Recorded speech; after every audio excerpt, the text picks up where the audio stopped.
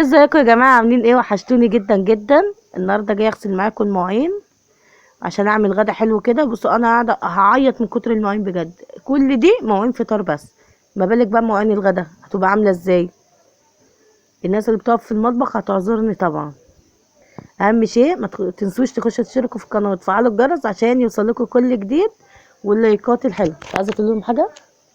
ازيكم عاملين ايه؟ حنين بتقول لكم ازيكم عاملين ايه. الرايقه بتاعتي حنين دي. دوسوا لايك، بصوا عايزين نوصل للمليون. كده يا جماعه بقى. بصوا كده انا غسلت المواعين اهي وبشطفها معاكم.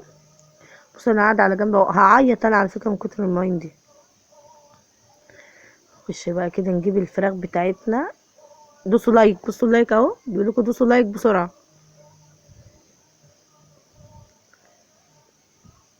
شجعوني يا جماعه بجد، عايزين نوصل معاكم عشان نطلع نعمل حاجات حلوه كده، حاجات حلوه تعجبكم يعني. كده انا خلاص شطبت الحوض. طول ما الحوض نضيف معاكي ورايق هتعرفي تطلعي احلى اكل. ما تقوليش اما اخلص خالص ابقى اغسل المواعين كلها مره واحده، تبص هتلاقي الحاجه تقلت عليكي والمواعين كتيره ومش هتلحقي اللي انت تخلصي اصلا، مش هتفوقي بالمعنى صح. يلا بسرعه الفرخه هات الحاجه بتاعتنا دي كده نعملها. انا قطعتها عشان هي ايه، كبيره. وغير كده عندي عيالي كل واحد بيحب حاجه معينه، يعني محمد واحمد بياكلوا الدبوس. عندي الاستاذه حنين تحب الصدر، الحته اللي من قدام دي بس، زي البانيه. بتقولك بحس ان هي زي البانيه، ولو مش متحمره مش هتاكلها. ساعات اقول مش هحمر الفراخ وناكلها كده، ما بيرضوش ياكلوها. بصوا بقطع الصدر كده، اقطعه 4 ارباع. ماما يا فين كده يا جماعه اهي خلاص قطعت بتدور عليك. هعصر بقى الليمون، حطي ليمون وخل وملح عشان انقع الفراخ، عشان لو في زفاره ولا اي حاجه تطلع معايا.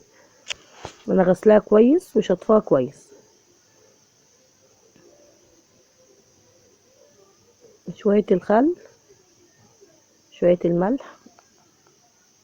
حنين راحه جايه راحه جايه.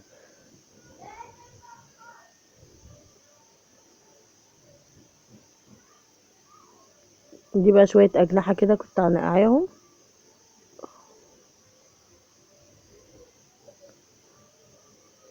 بس بغسلها حلوة عشان انقعها برضو مع الفراخ.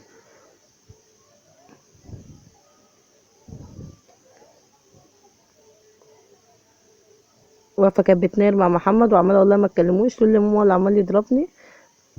محمد وغرام دول نائر ونقير مع بعض، مش عارفة ليه.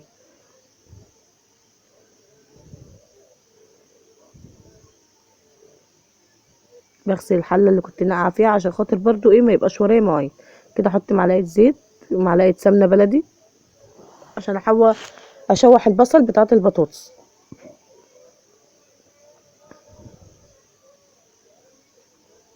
كده هخرط البصلتين.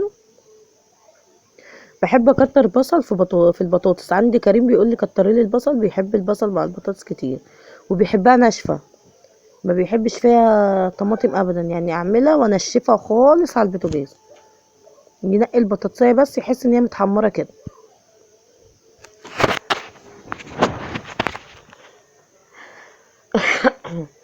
قرنين فلفل حراقين بقى كده عشان تبقى حراقه، سبايسي حلو كده. تبقى الحاجه لما تبقى حراقه بتاكل، حاجه ما تبقاش حراقه مش حلوه. كده احط بصل وبطاطس، بصل وطماطم وجزر في الشوربه. مش عارفه مركزه معايا بطاطس ليه. واسقط الفراخ بتاعتنا اهي عشان تستوي معايا وانا بعمل الاكل. احط بقى شويه توابل، هقلبها الاول.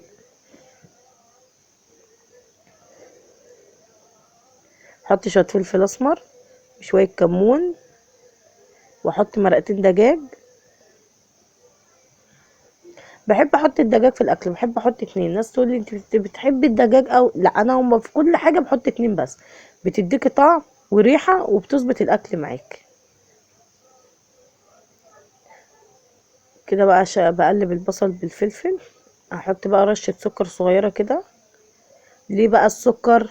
عشان الناس اللي بتعلق معايا على السكر، عشان الحموضة، وفي نفس الوقت اما تشوح البصلة بالتوابل وشوية السكر والله العظيم بيبقى طعمها جميلة جدا، بيبقى ملهاش حل. ما انا ممكن نحط وش قدامكم، بس ايه لازم الحاجة اللي انا بعملها اوريها لكم عشان تعرفوا انا بعمل ايه وبحط ايه، عشان لما تجربوا الاكلة بتاعتي تبقى عاجباكم فعلا.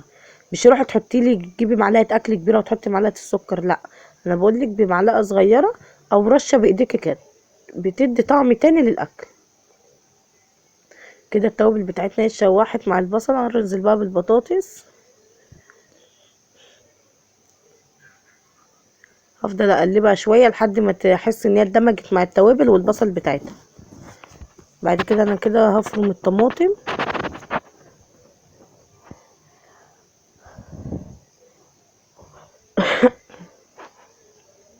اقلبها كمان تقلبتين كمان، عشان لما خلاص كده اما احط عليها الطماطم بقى مش هاجي جنبها تاني، هحطها على العين التانية تستوي. كده بقى هجيب الطماطم اهو احطها كده. هدي بس هجيب شويه ميه عشان حاسه ان الطماطم تقيله، عشان ما تتحرقش مني، شويه ميه صغيرين. انا حطاهم في صينيه واسعه وكبيره عشان لما ارص الفراخ تشيلها. الغطا جه صغير عليها، احط غطا تاني. انا قلت بس اغطيها على ما تغلي.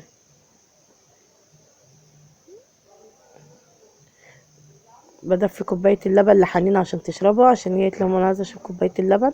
كنا غاليين اللبن الصبح وانا ما شربتش، وقلت ايه اخلي الكوبايه دي، فحاسه ان انا ماليش نفسي بصراحه اشربها، قلت اسخنها لحنين كده تشربها.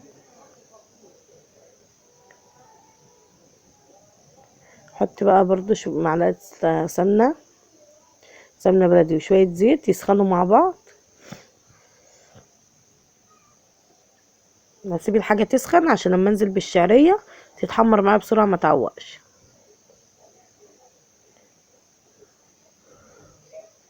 يا جماعه الناس اللي بتتفرج عليا يا ريت وانت بتتفرجي كده تدوسي اشتراك وتدوسي لايك عشان خاطر يوصلك كل جديد من الحاجات اللي انا بعملها، وكمان عشان تبقوا حبايبي ونكبر مع بعض كده واعمل لكم حاجات كتير حلوه.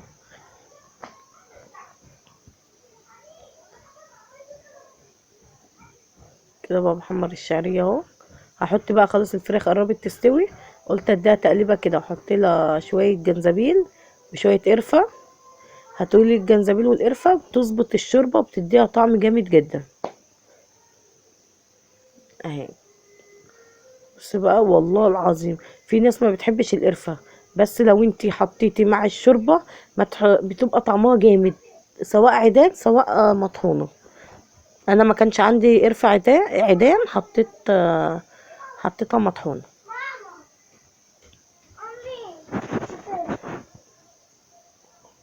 كده يا جماعه بقى بحمر الشعريه، حنين جت تحمر معايا الشعريه.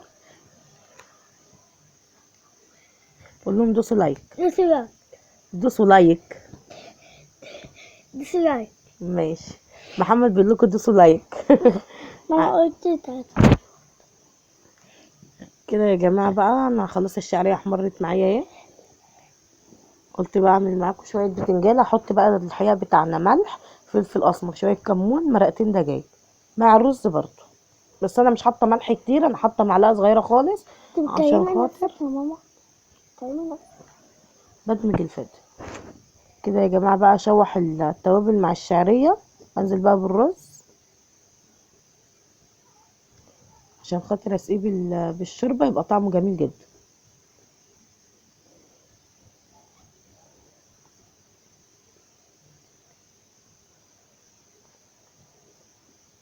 كده خلاص بقى اشوحهم شويه، هسقيها بقى من الشوربه، هتديني طعم حلو جدا وهتبقى جميله جدا.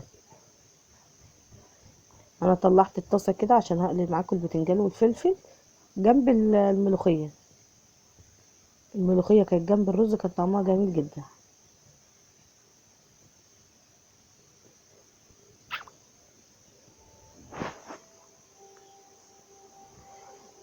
كده خلاص انا سقيته اهو، سقيت الرز بالشوربه. انا كده ظابطه الشوربه وظابطه احياء الرز، هيطلع طعمه جميل جدا والله العظيم كان طعمه جامد.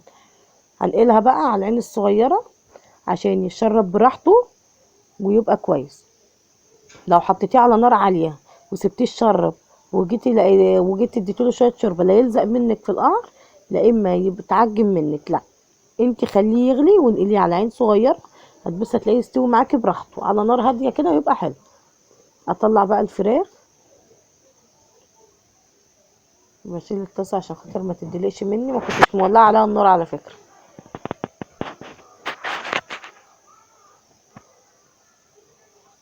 كده خلاص بقى للبتنجان اهو.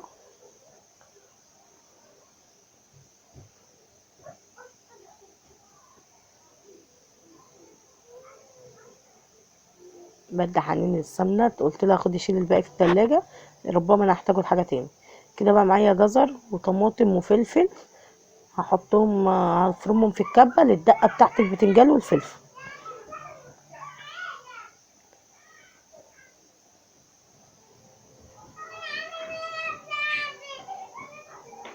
معايا العيال عامله زيطه، انا سايباهم قاعده جوه عشان خاطر الزيطه بتاعتهم.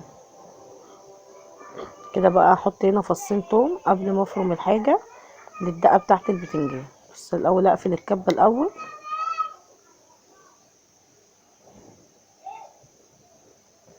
فصين توم حلوين كده.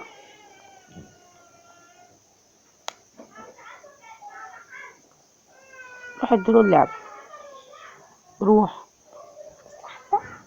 كده يا جماعه بتكلم مع محمد، معلش اللي انا طلعت من فيلم. كده بقى انا برص الفراخ اهو في صينيه البطاطس.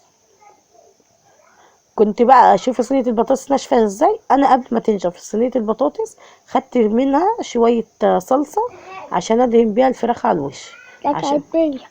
عشان تبقى الفراخ طعمها حلو كده وتبقى جميله. كده بقى بحط الاجنحه اللي انا كنت سلقاها معاهم.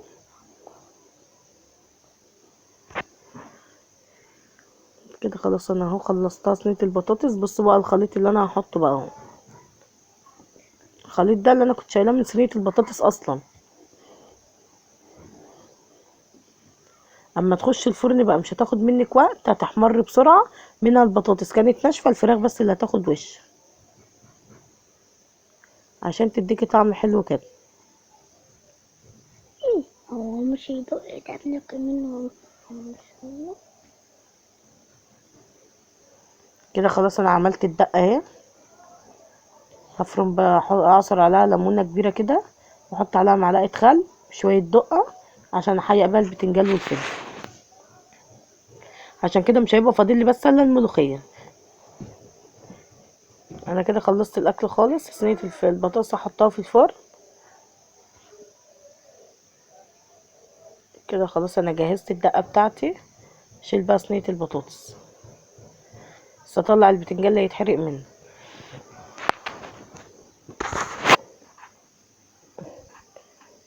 احط بقى الفلفل اخر حاجه. انا مش مستعجله على صينيه البطاطس، هي كده كده اصلا مش هتاخد معايا وقت في الفرن، فهتتحمر بسرعه. الشوايه عندي هتحمرها بسرعه. رص بقى البتنجان كده.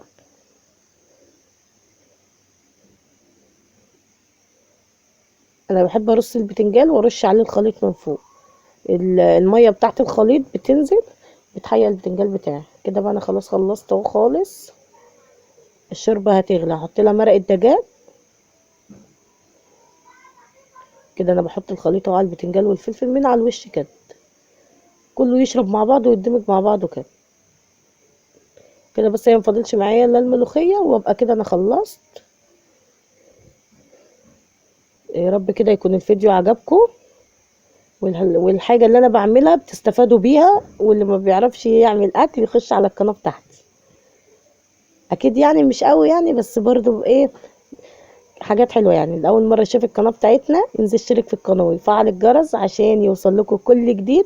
وما تنسوش اللايك الجميل بتاعكم. وان عجبكم طريقه الاكل يا ريت تخشوا تكتبوا لي في التعليقات. مع الف سلامه. باي.